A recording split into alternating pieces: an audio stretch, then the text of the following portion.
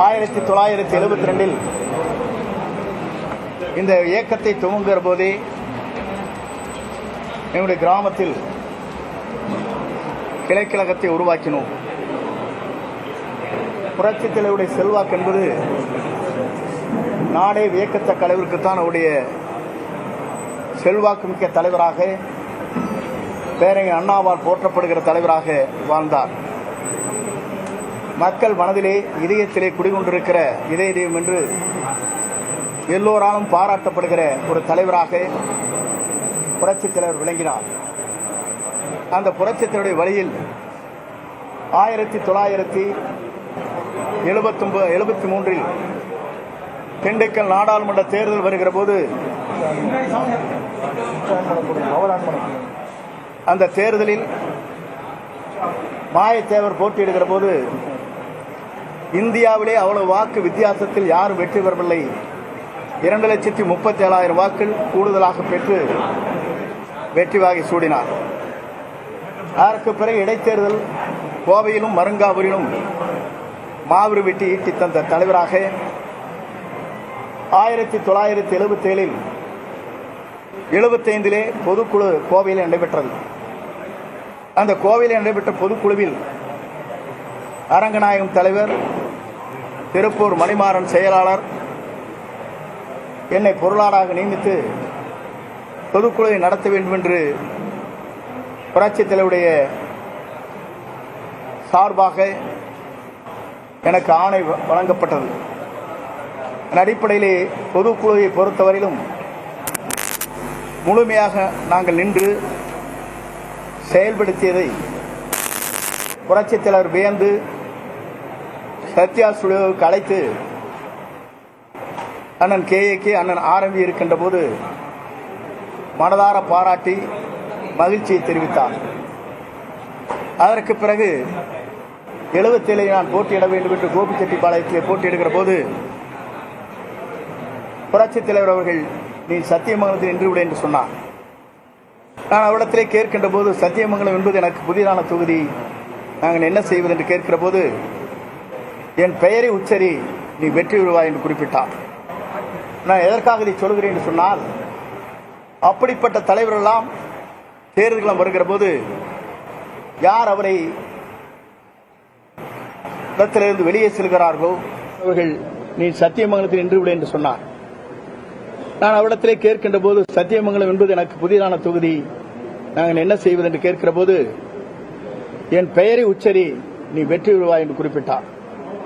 நான் எதற்காக இதை சொல்கிறேன் என்று சொன்னால், அப்படிப்பட்ட தலைவரெல்லாம் தேர்தல்களும் வருகிற போது யார் அவரை இடத்திலிருந்து வெளியே செல்கிறார்களோ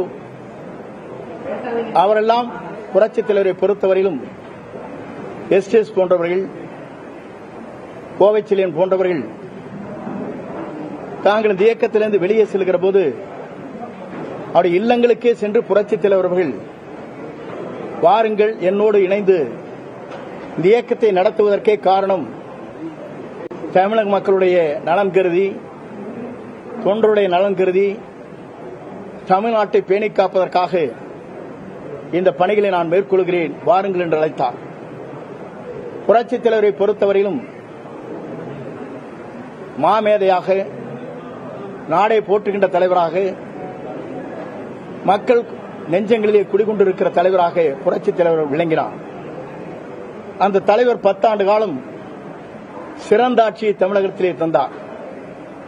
இந்தியாவை வியக்கத்தக்க அளவிற்கு ஏழை மக்களுடைய பசிப்பிணியை போக்கி, ஏழை குழந்தைகளுக்கு சத்துணவு வழங்கி, ஒரு முதலமைச்சர் இந்தியாவிலே சிறந்த முதலமைச்சர் என்ற பெயரை புரட்சித் தலைவர் தமிழகத்திற்கு பெருமை சேர்த்தார். அப்படி பெருமை சேர்த்த முதலமைச்சர் அவர்கள் மொழிகளிலே பேசக்கூடிய திறமை, மக்களிடத்தில் செல்வாக்கு மிக்க தலைமை, நீங்கள் வர வேண்டும், நீங்கள் தான் இதற்கு தலைமை ஏற்க வேண்டும் என்று நாங்கள் எல்லோரும் அவரிடத்திலே சென்று, எல்லோரோடும் நானும் அவர்களோடு சென்று வேண்டுகோள் வைத்தோம். புரட்சித் தலைவர் அம்மா அவர்கள் சிறந்த ஆட்சியை தமிழகத்திலே தந்தார்கள். 5 ஆண்டு காலம் முதலமைச்சராக இருக்கின்ற போது இந்திய நாடை திரும்பி பார்க்கின்ற அளவுக்கு உலக நாடுகள் திரும்பி பார்க்கின்ற அளவிற்கு ஒரு சிறந்த முதலமைச்சராக, ஆளுமை மிக்க முதலமைச்சராக தமிழகத்திலே பவனி வந்தார். அவருடைய ஆட்சி என்பது 5 முறை முதலமைச்சராக இருந்து ஏழை மக்களுடைய இதயங்களிலும், படித்தவர்கள் இளைஞர்களிடத்தும், அதே நேரத்தில் திராவிடவாதி என்று சொல்லப்படுகிற அவராலும் போற்றப்படுகிற தலைவியாக விளங்கினார். அதை நான் குறிப்பிடுவதற்கு காரணம், ஆன்மீகவாதிகளும் ஏற்றுக்கொள்கிற தலைமை தமிழகத்திலே பவனி வந்தார்கள்.